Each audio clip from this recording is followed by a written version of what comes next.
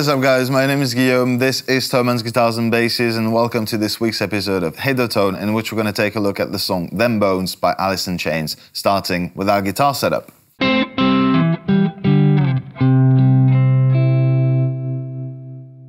Now, Jerry Cantrell is one of my absolute favorite guitar players and favorite tone gurus, I would say. So this one is really close to my heart, but at the same time, something that I absolutely know I will not manage.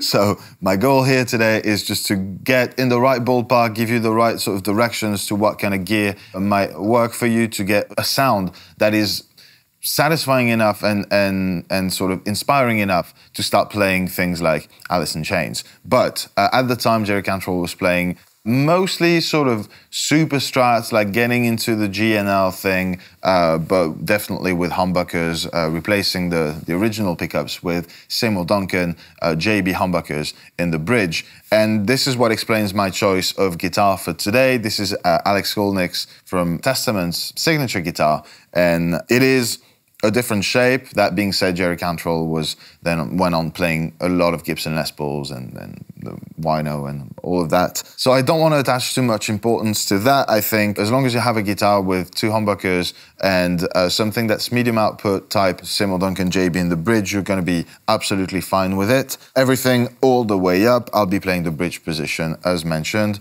Let's have a look at our amp and pedal setup.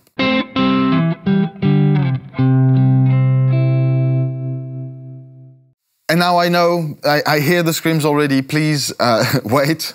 I know he has a signature head, I know he's been with Friedman for a long time now, but those are absolutely never in stock. As soon as we have anything JJ Jr. or like even Friedman in general, it's gone. So kind of a tough decision there. I could have tried using the JCM 800 combo, which I use regularly, and just boost into it and try and get something out of it. But it was just, there's a difference between a Marshall that's boosted in the front and Marshall that has been modified to have more gain, essentially. It's just a very different reaction. So what I decided to do is to stick with my previous setup. I know, it's like, this is probably the last time, honestly, but I'm having fun with it too.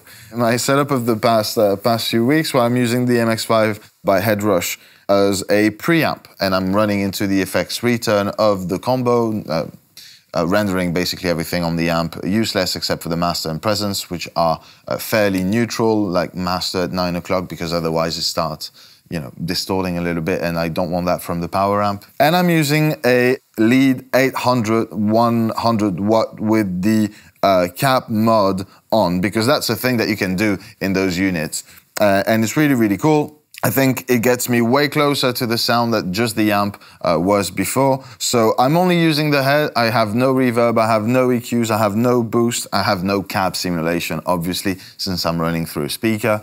But this is how it sounds.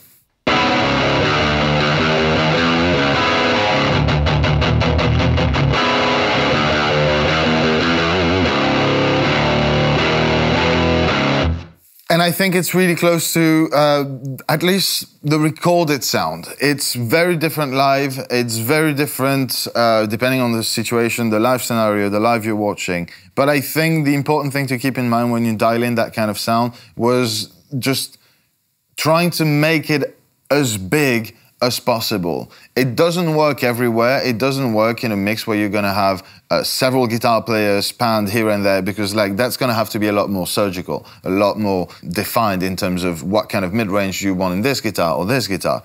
But in that particular context, you just want about as much of everything as you possibly can. And it is an incredibly big guitar sound, and I like where this is getting. So I'm gonna stick with that, and we're gonna go on to the final part of that video, which as usual is the most important, and is how to play the riff.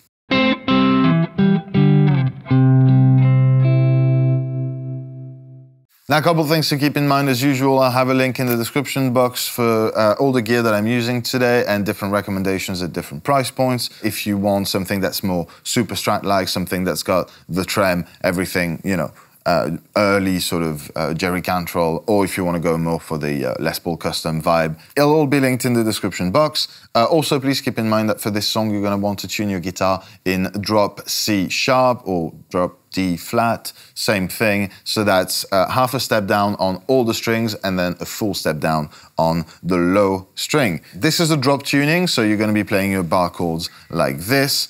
And let's just have a look at how to play the riff exactly.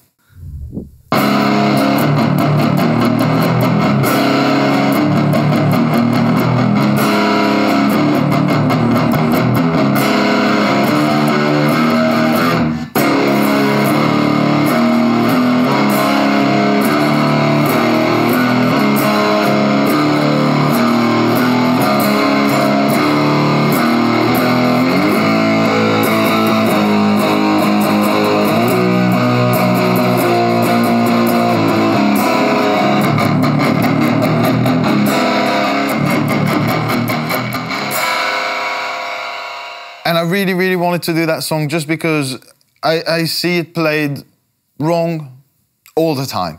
And it's not bad. It doesn't sound that much different, but I think to me, that's what makes Jerry Cantrell so special. Is like, he takes a progression, like a chromatic progression of 4 notes in drop tuning, but still manages to make it so interesting. It's just so full. And it's all those little things, right? It's that slide from 5/6 there on the first note. It's just playing the D-shaped chord when you go onto that big C sharp, you know, open string explosion thing. And then it's, again, little things, but I think make a massive difference in the end on the final product. So I really, really like that riff. It's not super complicated, so if you want to go into drop tunings or that kind of, you know, rock grunge, early 90s, just Alice in Chains, really, there's enough in that. I think it's a really, really good song to start with. But on that, I think that's it, guys. You have all the tools you need to hit the tone on Them Bones by Alice in Chains. As usual, I hope that this video was useful and maybe you've learned a thing or two. So if so, please consider liking it and subscribing to the channel so you don't miss out on everything that's coming next.